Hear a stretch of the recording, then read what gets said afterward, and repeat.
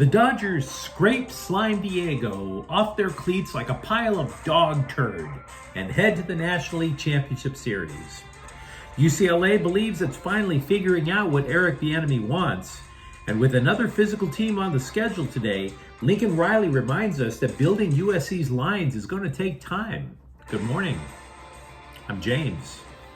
This is your daily dose of sports and snark for the greatest sports city in the world, Los Angeles. This is the faithful Angelenos morning report. So it is October 12th, 2024. Beat who? I'm sorry, you said beat who? Did they say they were gonna beat LA? I guess not. So if you like being in the know about LA sports, as we reminded the little bro who Big Bro really is, feel free to click and clack the like button. Click and clack the subscribe button. There's a notification bell. Hit that and let you know when we drop new content. Sharing is caring. Let people know we exist, and by all means comment. Now, before we go through the news and notes, we have an expanded look at the scoreboard. Dodgers 2, Slime Diego 0. The Dodgers advance to face the Mets in the National League Championship Series, which begin at Dodger Stadium on Sunday. Yoshinobu Yamamoto contributed 5 shutout innings, part of an immaculate streak of 24 consecutive scoreless innings for the Padres. Hell, Friday night, nobody on the team with the poop and urine stained jerseys even reached third base, let alone score. Slime Diego hadn't scored since a Fernando Tatis homer in Game 3. Kike and Teoscar Hernandez, no relation, each hit solo home runs. And yes, I know Kike struggled this year. A 224 average is the hottest of garbage. So you might have said, well, wait, why would you add him to the postseason roster? I don't know, maybe 14 postseason home runs? Just a thought. That'll cover up the stank. And I bring this up, a lot of this up, because in the 2.5 years that I've had this program, there has been a lot of Dave Roberts hatred. And I get it. I really do. I wish he changed pitching coaches. It would have saved a hell of a lot on the medical bills. You want to know the type of manager that I really appreciate? Ones that don't micromanage. But if you work for a team that is as enslaved to analytics as the Dodgers are, you have no choice but to micromanage. Dave Roberts is no exception. So it's not that I was on the fire Dave Roberts train, as much as it is when some of the viewers would tell me why they want Roberts out, I would be like, I can't argue against it. I hear you. But we also have to be honest with ourselves. The Dodgers do not beat the Puds without Dave Roberts. They don't. It was Roberts who insisted that Kike Hernandez get in the lineup. It was Roberts who trusted Yamamoto and his bullpen. It was Roberts finding a way to squeeze just enough runs with a limited Freddie Freeman and a struggling Shohei Ohtani. It reminded me decades ago. People outside of LA, people in the national sports press decades ago, they looked at Tommy Lasorda and they were like, he's just a rah-rah guy full of cliches. But make no mistake, he outmanaged Tony La Russa and the invincible Oakland A's back in 1988. I truly believe Dave Roberts outfoxed San Diego. And he deserves credit for it. He does. Now, as for Slime Diego, in my opinion, they lost for 2 reasons. 1, their starting pitching wasn't nearly as deep as advertised. Otherwise, they wouldn't have thrown Dylan Cease out there in Game 4. The national press was telling us that even without Joe Musgrove, who underwent Tommy John surgery Friday, that the Padres had seriously deep starting pitching. No, they clearly didn't. Reason 2, the Puds are immature. It's one thing to say that Dodger fans shouldn't be throwing things on the field, and that is absolutely true. You shouldn't. It is also true to say Padres fans and Padres players have no business taunting opposing teams' fans. Why? If you're focusing on the opposing team's fans, you are not focusing on the opponent. That is on the Padres and their idiots in their fan base. And we'll be back in a few minutes to take a first look at the NLCS with the Mets in a moment, but we have a schedule today. For example, fourth-ranked Penn State is at USC at 12:30. It is true that the Trojans' backs are against the wall. It's also true that we have no idea if the Nittany Lions are any good away from Happy Valley. They have played 4 consecutive home games, guys. Minnesota's at UCLA at 6. The Bruins are on a 4-game losing streak, and we still don't even know who's going to play quarterback today. Kings are at Boston at 10 a.m. Not only is it game 2 of the regular season, but it's game 2 of a 7-game season opening road trip. So slow clap to the schedulers over at the NHL offices. Well done, morons. And Angel City FC is facing North Carolina at 4:30. Angel City, to keep their playoff hopes alive, they have to win. If they tie, if they lose, they could be eliminated tonight. And let's get to the news. CBS caught up with former UCLA coach Chip Kelly and asked about his simpler life out in Columbus, Ohio. And I've been to Columbus. That ain't simple living. That's living with simpletons. There's a difference, but I digress. They went to him to talk about the Buckeyes going over to Oregon, where Kelly and his offense, back when he coached over there, turned the Ducks into a national not quite power. Now, eventually, the conversation turned to UCLA, to which he said leaving the Bruins was overblown. They did not quote him crapping on his former employer. But I do have to ask, if you are a UCLA fan, are you still okay with Kelly leaving? I don't have a hot take about this at all. I'm genuinely curious about the temperature of the Bruins fan base because they've started the season 1-4.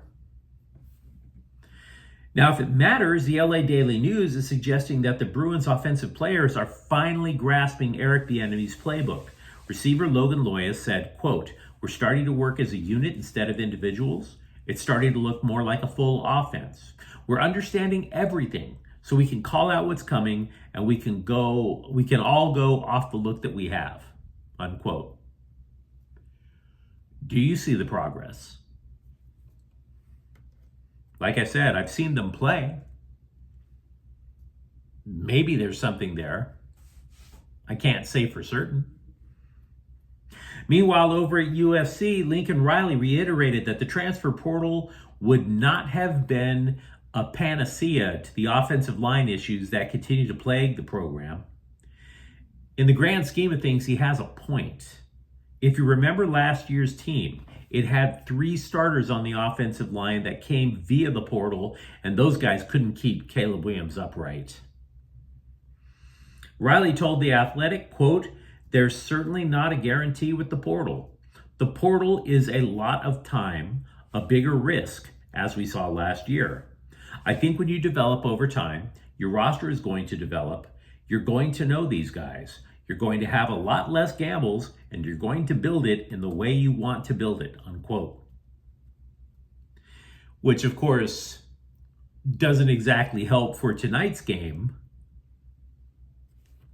but it's there.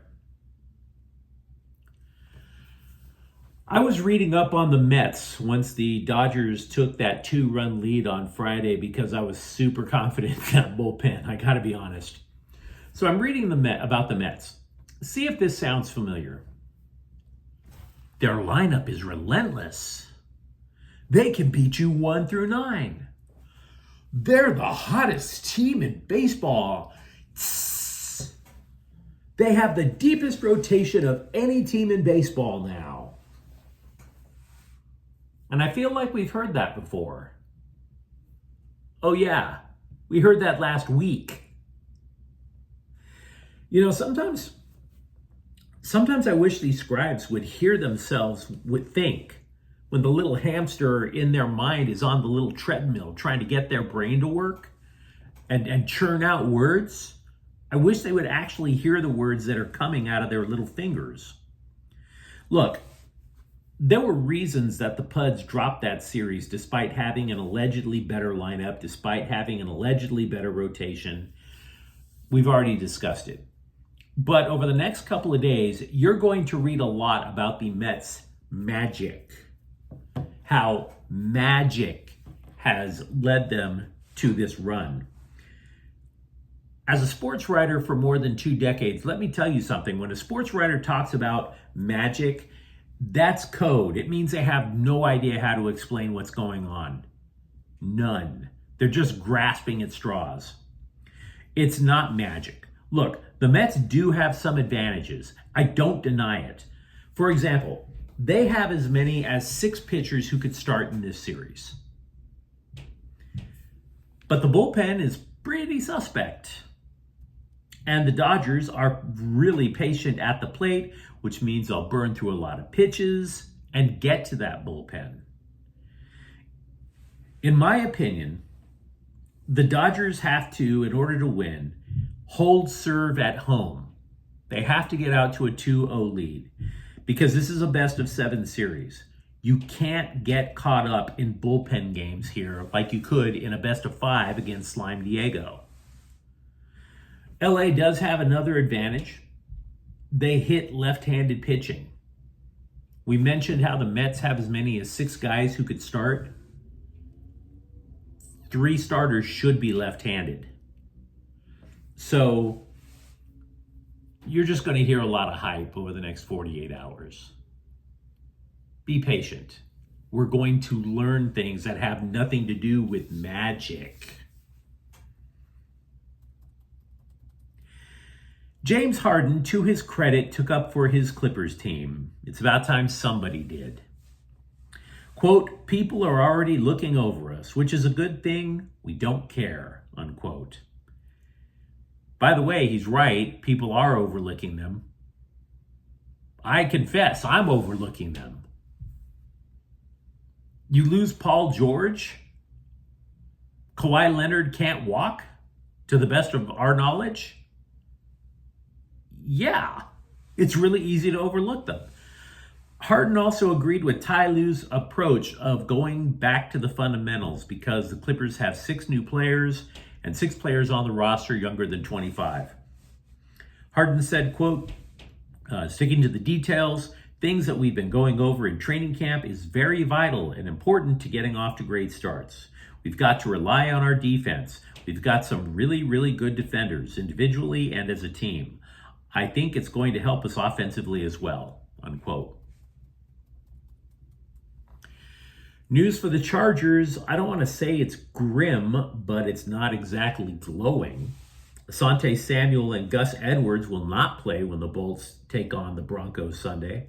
Moreover, Joey Bosa hasn't practiced with the Chargers all week. Now, he did attend practice and work out on Friday, but he was off on his own little thing with the trainers. If you're not joining your teammates for practice by Friday, it doesn't look good. Now, for those of you wondering which body part it is this time, after all, Joey Bosa is nothing if not the Evel Knievel of the NFL. He gives you the vibe that he's broken every bone in his body, and he's only 29. Bosa has a hip issue. But you let me know what you think in the comments thread. Are you still aglow over seeing the Padres get chased out of town last night? Do you see confidence brewing amongst the Bruins? And if you enjoy the content, don't forget to subscribe to Faithful Angelenos. We're talking LA sports every single day here. Thank you for watching. I'm James. We'll be back tomorrow. Faithful Angelenos is a Kian Cortel Queso production. Take care.